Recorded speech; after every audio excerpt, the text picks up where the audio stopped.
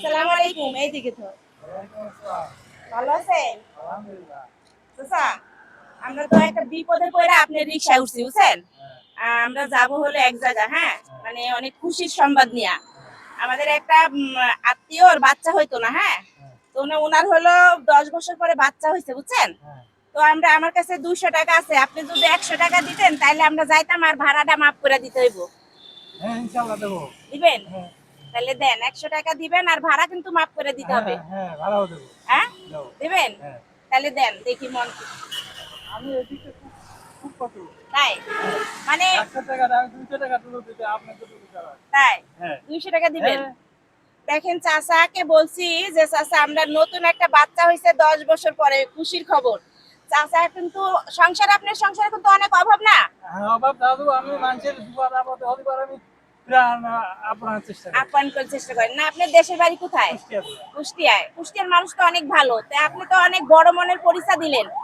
আসলে চাচা শুনেন, সবাই তো চাইলে দেয় না, কিন্তু আপনার তো আমি অনেক দিই, অনেক যদি হয় আমার সমস্যা ভাড়া নেই আমি এমনি এমনি নিয়ে যাই। তাই হ্যাঁ এমনি দিয়ে দেন।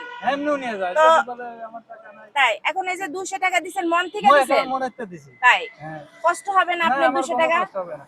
আমি আল্লাহর রাজি খুশি করার জন্য দুই বিপদ আপদের জন্য এটা আমি কষ্ট পাইনি। তাই দর্শক দেখেন, চাচা কিন্তু এমন একটা মনের মানে মানবিক পরীক্ষায় পাশ করছে যে আমার এতটাই খুশি লাগতেছে কি বলবো।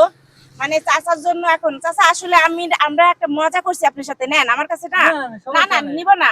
মানে আমি আপনার মনটা ট্রাই করলাম, দেখলাম যে আসলে আমরা বিপদে পড়লে বা কোনো খুশির সংবাদে কোথাও গেলে আপনি হেল্প করেন কিনা, মানুষে করে কিনা। রিক্সা চালকরা সবাই তো করতে চায় না, থাকলেও বাইর করে না।